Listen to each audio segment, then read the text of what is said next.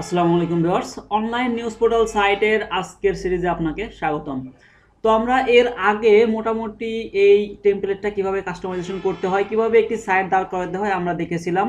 তো আজকে আমরা দেখব যে এই সাইটে কিভাবে পোস্ট করতে হয় এবং কিভাবে আপনি নিউজগুলা কালেক্ট করে কপি পেস্ট করলেও গুগল থেকে আপনার পোস্টটাতে কোনো প্রকার কপিরাইট ক্লেম দেয়া হবে না, এবং আপনি কিভাবে ইমেজ এখানে ইউজ করবেন। তো আমি ফার্স্টে আপনাদের একটু এখান থেকে দেখিয়ে নিই যে পোস্টটা কোথা থেকে করবেন। তো আপনি যদি ড্যাশবোর্ডে চলে যান, ব্লগার ড্যাশবোর্ডে এসে আপনি যদি জাস্ট এখান থেকে উপরের দিকে যান এবং এখানে দেখবেন পোস্ট লেখা আছে, তার উপরেই দেখুন এখানে নিউ পোস্ট, এই নিউ পোস্টে ক্লিক করবেন। তো নিউ পোস্টে ক্লিক করলে এখান থেকে আপনারা পোস্ট করতে পারবেন। দেখুন এখানে আপনি টাইটেল দিবেন এবং এখানে আপনার যে লেখাটা থাকবে সেটা এখানে আপনি দিয়ে আপনি এখানে পোস্ট করতে পারেন। তো যাই হোক, আমরা এখানে পোস্ট করব এবং তার আগে আমরা একটু এক্সাম্পল দেখি যে আসলে আমরা কিভাবে পোস্টটা করব। তো আমার যে সাইটটা আসলে আছে দৈনিকরাজবাড়ী.com, এবং যে সাইটে আমি আপনাদের ফার্স্টেই দেখিয়েছিলাম এই সাইটের মাধ্যম এবং এই সাইটটার মতোই আমরা আমাদের সাইটটা তৈরি করব। তো আমরা এই সাইটটা একটু দেখে আসি। দেখুন এখানে আমি যদি একটা পোস্ট আপনাদের দেখাই, যদিও এই সাইটটাতে আমি অনেকদিন কাজ করা হয় না, এটা কিন্তু দেখুন আমার গুগল অ্যাডসেন্স অ্যাপ্রুভ করা, এটা থেকে কিন্তু আমার ইনকাম আসতেছে, অর্থাৎ আমার এখানে এই সাইটটা অ্যাডসেন্সের সাথে লিঙ্ক আপ করানো আছে। দেখুন এগুলো কিন্তু সব অ্যাডসেন্সের অ্যাড, ঠিক আছে। তো আমি আপনাদের জাস্ট একটা পোস্ট এখান থেকে দেখাবো। দেখুন এখানে আমি যদি এই পোস্টটাই এখান থেকে ওপেন করি, তো এটা ওপেন করলে দেখুন এখানে আপনারা দেখতে পাবেন যে একটা ইমেজ আছে এবং আমার এখানে যে ডিসক্রিপশন মানে বর্ণনা, এই নিউজের যে বর্ণনা সেই বর্ণনাটা লেখা আছে। তো এটা আসলে আমি কিন্তু এটা আমার নিজের না, আমি কিন্তু একটা ওয়েবসাইট থেকে এটা কালেক্ট করেছি। দেখুন নিচে থেকে যদি আসে, এখানে লেখা আছে স্মার্টফোন কিনতে 10,000 টাকা শিক্ষা ঋণ পাবে শিক্ষার্থীরা, এটা তো এখানে কিন্তু একটা ইমেজ আছে। তো দেখুন আমি ইমেজটা কিভাবে ইউজ করছি, আমি কিন্তু ইমেজ নিয়েছি গুগল থেকে, একটা শিক্ষার্থীদের ইমেজ এবং এখানে একটা স্মার্টফোনের ইমেজ, দুইটা আমি পাশাপাশি রেখে আমি উপরে আমার সাইটটার নাম লিখে দিয়েছি এবং নিচেও সাইটটার নাম লিখে দিয়েছি। এবং এই যে দেখুন এখান দিয়ে, আচ্ছা আমি একটু বড় করে দেখাই, এখান দিয়ে দেখুন এফবি স্ল্যাশ মানে ফেসবুকের আমার ইয়াটা দেওয়া আছে, আপনার ইউজার নেমটা এখানে দেওয়া আছে। দ্যাট মিনস এখানে কিন্তু একটা কি বলে এটাকে আপনার ওয়াটারমার্ক দেওয়া আছে, এগুলো কিন্তু ওয়াটারমার্ক করা আছে। সো ইমেজগুলো আপনি এভাবে ইউজ করতে পারেন। আপনি ইমেজ যেখান থেকেই নেন, আপনি এর উপরে একটু এডিটিং করে দেবেন ফটোশপ দিয়ে, আপনি কিছু লেখা লিখে দিবেন এবং আপনার সাইডের ওয়াটারমার্কগুলো করে দিবেন। তো সেক্ষেত্রে আসলে এই ইমেজগুলো আর কপিরাইট ধরবে না। এবং এখানে যে টাইটেল আছে, এই টাইটেলটাও কিন্তু আসলে আমি একদম হুবহু কপি করি নাই, আমার নিজের মতো করে একটা টাইটেল আমি দিয়ে দিয়েছিলাম। তো আমরা দেখি যে আসলে এই পোস্টটা আমরা কীভাবে লিখবো। দেখুন আমি কিন্তু এখানে অনেকগুলো কথা লিখেছি নিচে। তো এই সমস্ত আমি কিন্তু এটা হুবহু কপি করি না, এখানে যে কথাগুলো আপনারা দেখতে পাচ্ছেন এটা কিন্তু আমি হুবহু কপি করি নাই। তো এখানে কিন্তু আমার আমি নিজের মতো করে লিখেছি। তো এটা কীভাবে লিখেছি বা কীভাবে করেছি, তো সেটার জন্য আসলে আপনি চলে যাবেন হচ্ছে একটা, ধরুন আমি এই পোস্টের কথাই যদি বলি, বা আপনি পোস্টগুলো কোথা থেকে পাবেন, আমি ধরলাম গুগলে আমি সার্চ দিলাম বিডি নিউজ পেপার। তো বিডি নিউজ পেপার লিখে আমি যদি সার্চ দেই, দেখবেন এখানে অনেকগুলো নিউজ পেপার বা অনলাইন নিউজ পোর্টালের ওয়েবসাইট আপনারা পেয়ে যাবেন। তো আমি জাস্ট এটাতে ক্লিক করলাম 24livenewspaper.com।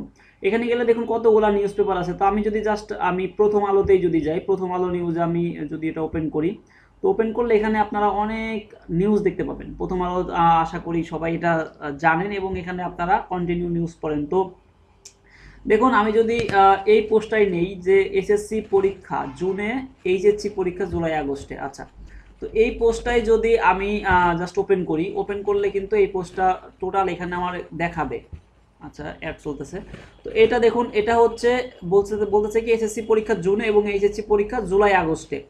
তো এরপর একটা ইমেজ দেওয়া আছে, আচ্ছা আমি এটা না দিয়ে দিই, এরপর একটা ইমেজ দেওয়া আছে এবং এখানে কিছু ডিসক্রিপশন লেখা আছে মানে বর্ণনা লেখা আছে। তো আপনি কি করবেন, আপনি প্রথমে এই পোস্টটা, এই নিউজটা খুব ভালোভাবে পড়বেন, খুব সুন্দরভাবে, প্রয়োজনে 2 থেকে 3 বার পড়বেন। পড়ার পরে এই ঘটনাটা আসলে কি, মানে একটা নিউজে তো আসলে একটা ঘটনা থাকে, তো ঘটনাটা আপনি সামারি করবেন নিজের মতো করে। এবং সেই ঘটনাটা যদি আপনি অন্য কাউকে বোঝাতে চান বা বলতে চান, সেটা আপনি কিভাবে বলবেন নিজের ভাষায়। তো এটাই হচ্ছে মেইন ফ্যাক্ট। আপনি হুবহু কপি না করে আপনি কি করলেন, এই নিউজটা পড়লেন, পড়ে আপনি আগে নিজে বুঝলেন এবং তারপরে আপনি অন্যকে সেটা ধরুন বলতেছেন। তো আসলে কখনোই কিন্তু আপনার এই পড়ার সাথে অন্যকে বলার যে বিষয়টা এক হবে না। আপনি নিজে পড়ে যেটা বুঝতেছেন আপনি কিন্তু হুবহু অন্যকে যখন বোঝাইতে যাবেন তখন কিন্তু সেটা একেবারে 100% মিলবে না, আপনি আপনার মতো করে বোঝাবেন। তো এখানেও বিষয়টা তাই, আপনি আগে এই নিউজটা পড়বেন, ঘটনাটা আগে কী হয়েছে সেটা আগে বুঝবেন, তারপরে আপনি নিজের মতো করে লিখবেন। আসলে কোথায় লিখবেন এখন বলতে পারেন, আপনি যদি নিজের মতো করে এখন লিখতে যাই তো অনেক সময় লাগবে না, আপনার লিখতে হবে না, আপনি জাস্ট মুখে বলবেন এবং অটোমেটিক্যালি লেখা হয়ে যাবে। তো সেটা আপনি কোথায় পাবেন, তো চলুন সেটা একটু দেখে আসি। সেটার জন্য আপনি চলে যাবেন হচ্ছে আপনার ক্রোম ব্রাউজারে একটা নতুন ট্যাব চালু করবেন। তো নতুন ট্যাব চালু করলে এখানে দেখতে পাবেন যদি আপনার জিমেইল অ্যাড করা থাকে, তো জিমেইলের পাশে এখানে দেখুন একটা গুগল অ্যাপস নামে অপশন পাবেন, এই গুগল অ্যাপসে ক্লিক করবেন। এখানে ক্লিক করলে আপনারা যদি একটু নিচের দিকে আসেন এটা থেকে দেখতে পাবেন যে ডক নামে একটা অপশন আছে, ডক্স, ঠিক আছে, এটা হচ্ছে মাইক্রোসফট ওয়ার্ড আর কি বলা চলে, আপনার অনলাইন মাইক্রোসফট ওয়ার্ড। তো এখানে এসে আপনি ব্ল্যাঙ্ক নেবেন, এখানে এসে আপনি দেখুন আমি নিচে কাজ করেছিলাম, একটু দেখাই যদি যে রিসেন্ট ডকুমেন্ট, এই জিনিসগুলো যদি আপনি একটু দেখেন তাহলে বুঝতে পারবেন যে আসলে কিভাবে করেছি। দেখুন নিচে আচ্ছা ওকে, এগুলো আমার হচ্ছে ড্রাইভের জিনিস আসছে। তো আমি এখানে ব্ল্যাঙ্কে ক্লিক করলাম, ব্ল্যাঙ্কে ক্লিক করলে আপনার এখানে একটা গুগল কি বলে মাইক্রোসফট ওয়ার্ড আর কি এটা ওপেন হয়ে যাবে, মাইক্রোসফট ওয়ার্ডের মতো এটা গুগল ওয়ার্ড। তো এখানে আপনি কথা আপনি জাস্ট মুখে বলবেন আর এখানে বাংলায় লেখা হয়ে যাবে। তো এটার জন্য কি করতে হবে, এটার জন্য আপনি জাস্ট এখানে টুলসে ক্লিক করবেন, টুলস থেকে আপনি এখানে ভয়েস টাইপিংয়ে সিলেক্ট করবেন, ভয়েস টাইপিং সিলেক্ট করে দেখুন এখানে একটা অপশন পেয়ে যাবেন, এখানে কিন্তু এখন ইংলিশ সিলেক্ট করা আছে, আপনি এখানে ক্লিক করে জাস্ট বাংলা সিলেক্ট করে দিবেন, ঠিক আছে, জাস্ট এখানে আচ্ছা এখানে যদি আপনি ক্লিক করেন তো ক্লিক করলে দেখুন কতগুলা ভাষা এখানে চলে আসবে, এবং আপনি যদি একদম নিচের দিকে চলে যান তাহলে এখানে দেখতে পাবেন যে বাংলা লেখাটা আছে। তো একদম নিচের দিকে এই যে দেখুন বাংলা, বাংলাদেশ, আমি এটা সিলেক্ট করে দিলাম। এটা সিলেক্ট করে দেওয়ার পরে আপনি যদি এবার এখানে যদি ক্লিক করেন তাহলে আপনার রেকর্ডটা শুরু হয়ে যাবে। তো দেখুন আমি যদি এখানে ক্লিক করি এবং এখানে আমার মাইক্রোফোনটা অ্যালাউ করে দিই, অবশ্যই আপনাদের এই মাইক্রোফোনটা অ্যালাউ করে দিতে হবে। তো দেখুন আমার কিন্তু অলরেডি বাংলা লেখা শুরু হয়ে গেছে। কিছু কিছু লেখা আসলে এরকম দেখবেন যে একটু মানে নিতে পারবে না, কিন্তু আপনাকে ওইটা জাস্ট মানে ইয়া করে নিতে হবে, একটু কি বলে রিরাইট করে নিতে হবে, আপনার নিজে একটু লিখে নিতে হবে। কিন্তু দেখুন বিষয়টা কত সুন্দর, মানে আপনি জাস্ট বলতেছেন আর এখানে অটোমেটিক্যালি লেখা হয়ে যাচ্ছে। ওকে, আমি এটা অফ করে দিই। তো আপনি ফার্স্টে কি করবেন, আপনি ফার্স্টে আসবেন যে কোনো একটা নিউজ ওপেন করবেন, সেই নিউজটা আপনি নিজের মতো করে আগে বুঝবেন, বুঝে এরপরে নিজের ভাষায় সেটা বলবেন, নিজের ভাষায় সেটা ব্যাখ্যা করবেন। এবং মানে এখানে ধরুন আমি যদি আরেকটু ডিটেলস আপনাদের বলি, যদি নিচের দিকে যান এখানে দেখুন লেখা আছে কি আচ্ছা উপর দিকে যদি দেখেন করোনা ভাইরাস সংক্রমণের কারণে আগামী বছরের এইচএসসি পরীক্ষার সময় পিছিয়ে যাচ্ছে। আচ্ছা এখানে কিন্তু আপনি চাইলে কিছু ডিসক্রিপশন দিয়ে নিতে পারতেন, কিভাবে, যে আপনি প্রথমে শুরু করতে পারতেন যে 2020 সালের মার্চ মাস থেকে বাংলাদেশে করোনা ভাইরাস ধরা পড়ে এবং এরপর প্রেক্ষিতে কি কি হয় সেই বিষয়ে কিছু ডিসক্রিপশন আপনি আপনার মতো করে নিজে লিখে তারপরে আপনি এই বিষয়টা তুলে আনতে পারতেন, এবং পরীক্ষাটা কয়বার পিছাইছে, এইচএসসি পরীক্ষা কয়বার পিছাইছে, এসএসসি পরীক্ষা কয়বার পিছাইছে, এই জিনিসগুলোও কিন্তু আপনি নিয়ে আসতে পারেন। এবং এখানে শিক্ষামন্ত্রী কি বললো সেটা কিন্তু মেইন ফ্যাক্ট, দেখুন এখানে বলতেছে যে আজ মঙ্গলবার এক ভার্চুয়াল সংবাদ সম্মেলনে এসব তথ্য জানান শিক্ষামন্ত্রী দীপমণি, এই ধরনের এই কথাটা হচ্ছে মেইন ফ্যাক্ট। সো এই মেইন ফ্যাক্টটুকু থাকলেই হইলো, আপনি আগে পরে আপনার মতো করে এই রিলেটেড কিছু কথা আপনি আপনার মতো অ্যাড করে দিবেন। তো সেক্ষেত্রে কিন্তু আর কপিরাইটটা ধরবে না, কারণ এটা কিন্তু একদম 100% ইউনিক হয়ে গেল। এবং এই নিউজটা আপনি হুবহু এই যে টাইটেলটা, এই টাইটেলটা কপি করবেন না, আপনি এই টাইটেলটা অন্যরকম দিয়ে দিবেন। যেমন এখানে ধরুন লেখা আছে কি এসএসসি পরীক্ষা জুনে, এইচএসসি পরীক্ষা জুলাই আগস্টে, আপনি লিখে দিতে পারেন এখানে যে এসএসসি ও এইচএসসি পরীক্ষার তারিখ প্রকাশ করলো শিক্ষামন্ত্রী, বা বলতে পারেন যে এসএসসি এবং এইচএসসি পরীক্ষার তারিখ প্রকাশিত হয়েছে, বা এসএসসি এবং এইচএসসি পরীক্ষা নিয়ে কি জানালো শিক্ষা মন্ত্রণালয়, এই ধরনের আপনি কিছু টাইটেল এখানে দিয়ে দিতে পারেন, যার কারণে আপনার টাইটেলটা কিন্তু একদম ইউনিক হবে, কোনো প্রকার কপিরাইট টাইটেল হবে না। এবং লেখাটা কিভাবে লিখবেন তা তো বলেই দিলাম, আগে নিজের মতো করে পড়বেন বুঝবেন এবং তারপরে আগে পিছিয়ে কিছু অ্যাড করে আপনি মেইন কথাটুকু আপনি আপনার ভাষায় লিখবেন, এখান থেকে কপি করবেন না, কখনোই এটা কপি করবেন না। যেমন ধরুন এখানে কি লেখা আছে, পাঠ্যসূচি কাটছাট করে ফেব্রুয়ারি থেকে এপ্রিল পর্যন্ত তার ভিত্তিতে শ্রেণীকক্ষে ক্লাস নিয়ে জুন নাগাদ পরীক্ষা নেওয়া যেতে পারে। আচ্ছা এখানে বলতেছে, সো এই কথাটা আপনি আপনার মতো করে লিখতে পারেন যে এদের পাঠ্য বইয়ের যে সিলেবাসটা ছিল এখানে লিখতে পারেন যে সিলেবাস কম বেশি করে, কাটছাটের জায়গায় আপনি লিখতে পারেন সিলেবাস কম বেশি করে ফেব্রুয়ারি থেকে এপ্রিল পর্যন্ত ওই সিলেবাস অনুযায়ী, দেখুন এখানে তার ভিত্তিতে আপনি এখানে লিখতে পারেন যে ওই সিলেবাস অনুযায়ী শ্রেণীকক্ষে ক্লাস করিয়ে, আচ্ছা ওই সিলেবাস অনুযায়ী কিছু সময় নিয়ে ক্লাস করিয়ে জুন মাসের দিকে, এখানে জুন নাগাদ লেখা আছে, আপনি লিখতে পারেন জুন মাসের দিকে এইচএসসি ও সমমানের পরীক্ষা হতে পারে। তো জুন মাসের দিকে এসএসসি এবং এর সমমানের যে সকল পরীক্ষা আছে সকল পরীক্ষা হতে পারে। এইভাবে আপনি একটু ডিটেলস মানে এগুলোকে একটু ইলাবোরেট করবেন, একটু বড় করবেন, বড় করে আপনি আপনার মতো করে এটা এই জায়গাটাতে লিখবেন। লেখার পরে এখান থেকে জাস্ট আপনি কি করবেন, কপি করবেন। এটা জাস্ট এখান থেকে সিলেক্ট করে নিয়ে এটা জাস্ট এখানে কপি করবেন। তো কপি করে দিয়ে তারপরে হচ্ছে আপনি কি করবেন, আপনার যে সাইটটা আছে এখানে এসে আপনি পেস্ট করে দিবেন। তো আমি জাস্ট এখন তো আমি আসলে নিউজটা লিখতেছি না, তো যার কারণে আমি এই নিউজটাই কপি করে আপনাদের পোস্ট করে দেখাচ্ছি। তো এটা জাস্ট আমি এখান থেকে কপি করলাম, আমি এখান থেকে জাস্ট কপি করে আমি আমার যে পোস্টের যে ইয়াটা ছিল, ড্যাশবোর্ডটা ছিল, সেখানে চলে গেলাম। সেখানে এসে আমি এখানে কি করলাম, এটা পেস্ট করে দিলাম এবং আমি যে ডিসক্রিপশন আছে সেটা, এটা কিন্তু কখনোই করবেন না আপনারা, এই কপি করে কখনোই পোস্টটা কিন্তু করবেন না, তাহলে কিন্তু আসলে কপিরাইট চলে আসবে। কীভাবে করবেন আমি তো বলেই দিলাম, আপনারা ডকটা ওপেন করে তারপরে হচ্ছে সেখান থেকে আপনারা নিজের মতো নিজের ভাষায় লিখে সেটা কপি করবেন এবং টাইটেলটা কীভাবে লিখবেন, নিজের মতো করে সুন্দর একটা এই রিলেটেড একটা টাইটেল দিয়ে দিবেন। ঠিক আছে, আচ্ছা এটা কিন্তু আমার HTML-এর মধ্যে চলে আসছে। আমার এখান থেকে যেতে হবে হচ্ছে কম্পোজ ভিউ এসে আমি এখানে জাস্ট পেস্ট করে দিলাম। দেখুন এখানে কিন্তু উল্টাপাল্টা কেমন হয়ে গেছে বিষয়টা। এখানে একটা বিষয় আপনাদের একটু শিখিয়ে দিই, সেটা হচ্ছে এটা কপি না করে আমি যদি এইটাই কপি করে নিয়ে আসি, দেখুন এটা জাস্ট আমি এখান থেকে কপি করলাম, কপি করে আমি কি করলাম এখানে নিয়ে আসলাম।